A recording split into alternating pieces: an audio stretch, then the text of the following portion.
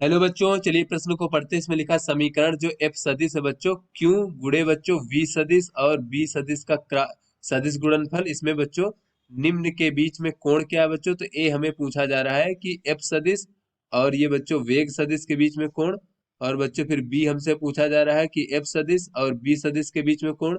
फिर सी हमसे पूछा जा रहा है बच्चों कि एफ सदिश और वी और बी सदिश के सदिश गुणनफल के बीच में बच्चों क्या कोण होगा, ये हमसे पूछा जा रहा है। तो चलिए बच्चों इस प्रश्न की मूल अवधारणा को हम देख लेते हैं। बच्चों सदिश गुणनफल की जो बच्चों दिशा होती है, सदिश गुणनफल की दिशा दोनों सदिशों के बच्चों अभिलंबवत होती है। दोनों सदिशों के अभिलंबवत होती है।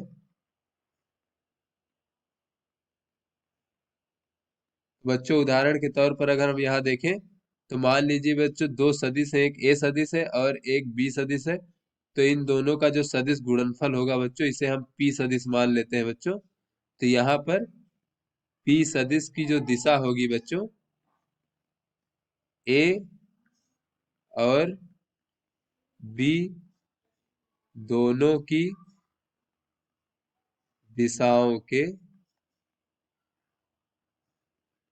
अभिलंबवत होगी। तो चलिए बच्चों अपने प्रश्न को हल कर लेते हैं बच्चों। तो यहाँ पर बच्चों हमें समीकरण दिया गया है एफ सदिश बराबर क्यू और बच्चों वी सदिश और बी सदिश का सदिश गुणनफल। तो बच्चों ये हमारा कोई आवेशित कण पर लगने वाला बल है बच्चों, जो कि वी वेग से बी चुंबकीय क्षेत्र में गतिमान है। यहाँ पर बच्चों हमें कोण का मान ज्ञात करना है। तो बच्चों ए हमें कहा जा रहा है कि बल और तथा ये जो बच्चों वेग सदिश है, इन दोनों के बीच में कोण क्या होगा बच्चों?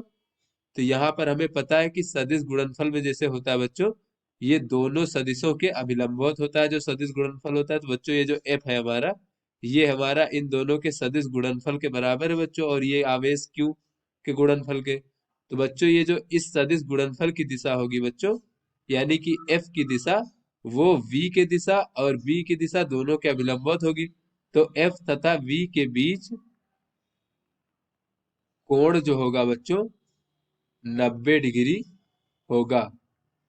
उसके बाद बच्चों बी देख लेते हैं। तो बी हमें कहा जा रहा है कि एफ तथा बी के बीच में, तो बच्चों एफ और बी के बीच में भी कोण 90 डिग्री होगा बच्चों। तो एफ तथा बी के बीच कोण 90 डिग्री होगा।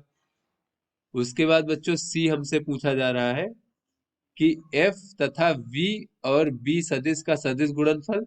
तो बच्चों इन दोनों सदिशों की दिशाएं आपस में समान होंगी बच्चों, क्योंकि इस सदिश गुणनफल के बराबर ही बच्चों ये हमारा बल है और गुणे बच्चों ये हमारा आवेश।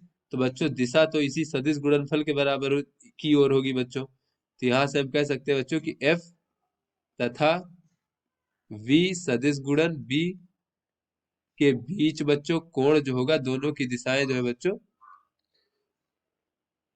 तो बच्चों इनके बीच कोण जो है हमारे आवेश पर निर्भर करता है बच्चों। ये क्यू, अगर क्यू हमारा बच्चों धनात्मक है तो दोनों ही बच्चों दिशाओं के बीच में कोण हमारा शून्य होगा, और अगर हमारा क्यू ऋणात्मक है बच्चों तो इसकी दिशा जो हो जाएगी इस बल की दिशा के विपरीत हो जाएगी।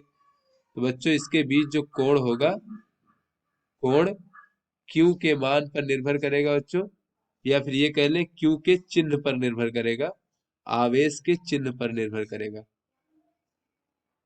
चिन्ह पर निर्भर करेगा। बच्चों पहला हो जाएगा यदि क्यू बच्चों धनात्मक है तो कोण बच्चों क्या हो जाएगा, 0 डिग्री होगा। इस प्रकार से बच्चों दोनों की दिशाएं समान होंगी बच्चों। और यदि क्यू ऋणात्मक है बच्चों हमारा, तो कोण कितना होगा बच्चों, दोनों की दिशाएं विपरीत होंगी, यानी कोण हमारा 180 डिग्री होगा।